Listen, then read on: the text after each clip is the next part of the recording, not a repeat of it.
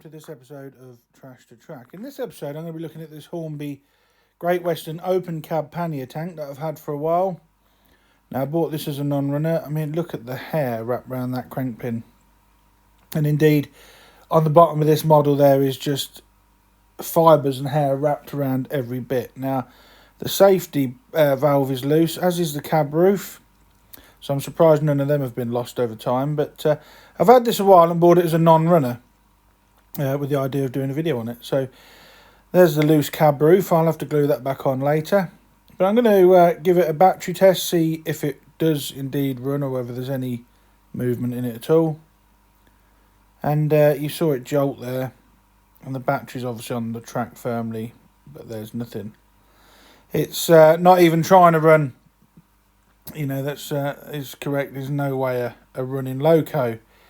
It's obviously had a bit of a hard life, judging by all that fluff and gunk all around the wheels. So let's have a look and see if we can reactivate this model. So I'm going to give it a dust off first with the old paintbrush, because this has been on the shelf on the Trash to Track queue for a couple of years.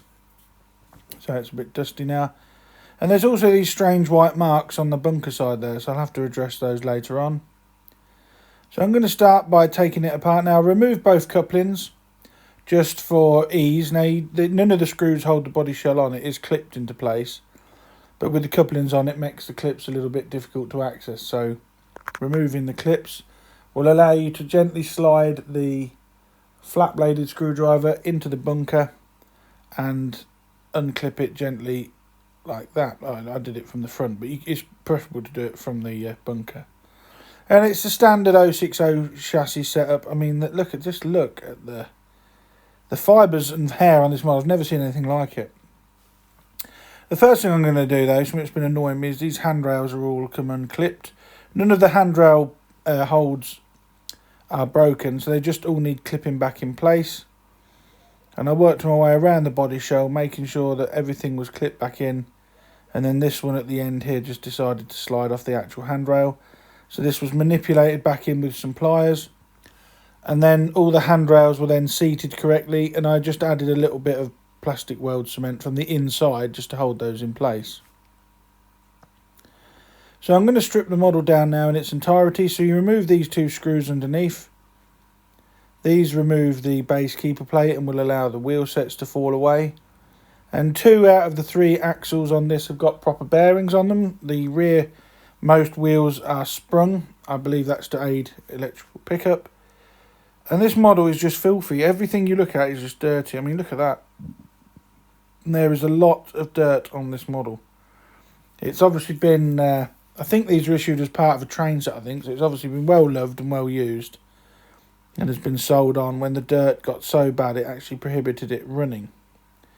So using cotton bud and mess, I clean up that as best I can. The next thing I'm going to do is remove the motor. And to do that, you have to slide this wire off and then undo this screw, and the motor will lift out. I am going to remove all the wiring because I am going to DCC fit this model to run on the garden railway in the summertime. So there's the motor unit. And there's also loads of hair and fluff all wrapped around this worm gear. And all around the armature shaft. It is everywhere on this model. Proof positive that you should never run models on carpets or flooring or things like that. The pickup brasses luckily just unclip and pull away, so that I'm left with the basic chassis block that I can now give a thorough clean up to. The wheel sets, axles, they're all dirty. The wheels are filthy, as is the motor housing. But putting a battery on to direct to the motor proves that the motor is a nice strong runner. So after a clean up, hopefully this model will return to working order. It is probably just a build-up of dirt that's prevented it from running. So I'm going to remove that wiring loom. And then the motor in here is just clipped into place. You can unclip it from the front. And I've put a T on the motor there so I know which is the top, so it goes back in the correct way. And then using these tweezers, I'm going to work steadily. And this took a while, but I'm going to remove as much of this hair and everything as I can. And you saw that huge chunk that I just pulled off there. And this will impede motor performance because it adds significant drag to the motor when it's trying to spin round. So I'm going to speed the footage up. It did take a while. I just worked methodically. I thought I'm not going to stop until everything's gone. If I'm going to do a job on this, I'll do it properly. So I'm just turning it around there. Look, every time I turn it, there's even hair all wrapped in the actual gear teeth. So just keep going until it's all gone. And you can see bare metal where that motor shaft is. And then just look at that. Look at all that. That's just come off the worm gear. So God knows what these crank pins are going to be like. So the model's now in its component parts. And I'm going to clean up the base keeper plate, cotton bud and mess, just to get rid of any old lubrication, dirt, oil. The chassis block itself is quite sticky. That is the old lubrication that's congealed over the years. So I'm just going to work my way methodically through this. There was a build-up of fluff and that all around the brake blocks. So that was all removed and everything was just given a thorough cleaning. So now that I've done that and I've worked my way, like I said, through it, I'm going to turn my attention to the wheel set. Now all these wheels have screw crank pins, which makes maintenance very easy. Don't need the hex driver. And when I remove this crank pin, this has to be the biggest matting of hair that I have ever found on a crank pin so far doing these. That is just, it was horrendous. No wonder this model wasn't working properly. And that is just, well, it's like a double O gauge bird's nest. I mean, look at it. It's so thick. And every crank pin has got something on this. You will be amazed in a minute when I show you the pile of fibres and hair that I managed to pull off these wheel sets. So I undo all the crank pins. Clean everything up, all the crank pin holes, all the spokes on the wheels, the side rods, they were all cleaned and the traction tyres were replaced. And there at the back there, after I've cleaned everything up, this is the amount of hair I got off that. That is just unbelievable. Into the bin that goes. It was disgusting. But you can see I've cleaned the wheels. Now I didn't film that, you've seen me clean wheels before. Everything was cleaned with the cotton bud and meths, and then if it was stubborn it was polished up with a fiberglass pencil. And as I said, the traction tyres were replaced as well. And you can see there just how shiny those wheels have come up. So now it's already time to start reassembling. So these brass pickup parts simply clip back into place on the side of the die-cast motor block. And then what I'm going to do is I'm going to solder one of the pickup wires from the decoder to that brass terminal there. Now that used to feed power direct to the motor terminal. But once the decoder is soldered on, I then cover that entire area with a layer of insulation tape to make sure that there's no danger of that making contact with that motor terminal at all. And I'm just going to push that down in there. And obviously the motor, when that's clipped back in, will hold that in place. One of the motor wires from the decoder has to go through the plastic housing. The other one I've already soldered onto the motor terminal underneath. But if you don't put it on the plastic housing, you won't be able to put the motor back in. So put it through the plastic housing, solder it onto the motor tab, and there's no need for any heat shrink on the top there because there's no metal parts it's going to be in danger of coming into contact with.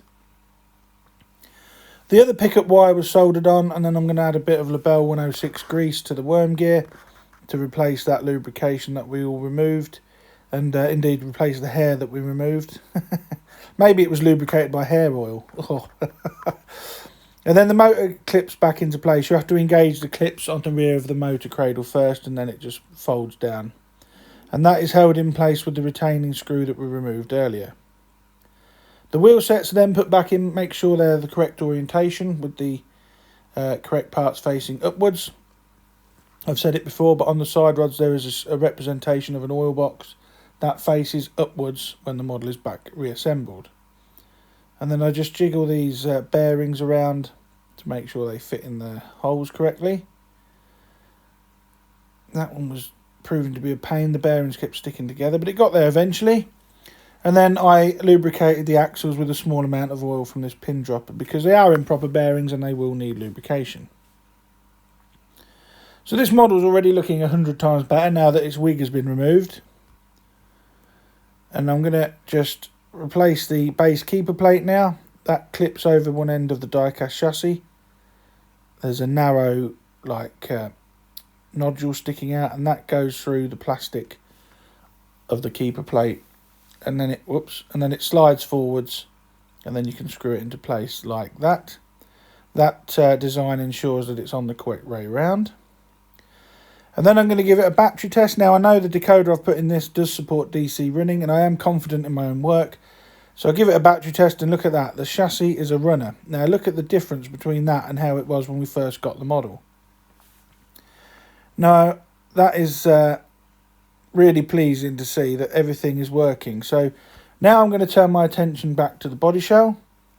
And the copper cap of the chimney decided to fall off while I was working on the model. So I'm just going to use a very, very small amount of Loctite on the rim of the chimney there, and place that copper cap back in place, and that will hold it in place firmly.